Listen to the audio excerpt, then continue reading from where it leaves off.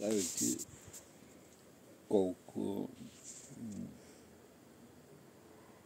хората бяха близко. 68 година Митко щеше да еде бой в бункера в Бяла. И в този бункер имаше чехи.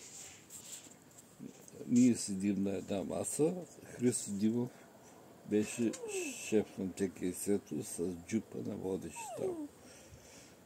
Ние седим на една маса, чехите на другата маса.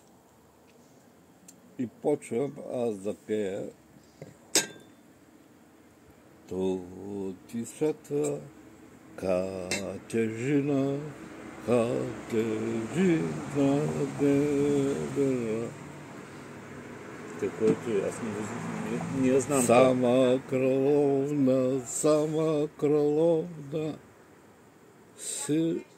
севичка става. Така, това е песен, когато бях дете в, може би, 3-ти клас, 4-ти клас, ме изпратиха на лагера в Чехия. И там ме научих тази песен. Тя е някаква народна ли, което? Тя е патриотична песен. Катерина, това е Катержина, е кралица на Чехия и отишла на война и станала войник. Сама краловна, краловна Суовичка стала. Нещо такова. Аз запомнил съм от дете.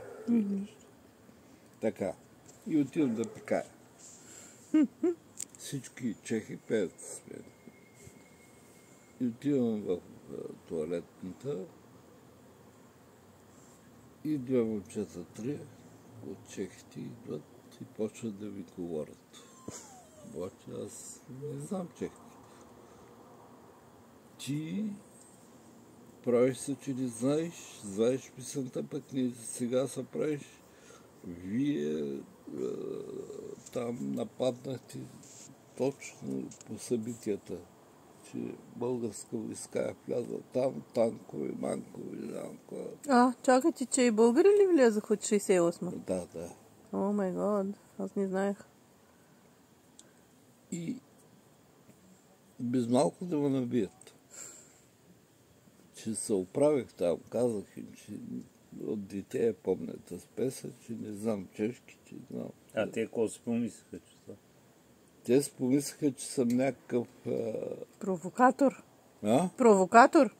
Да, не знам какво си помисли.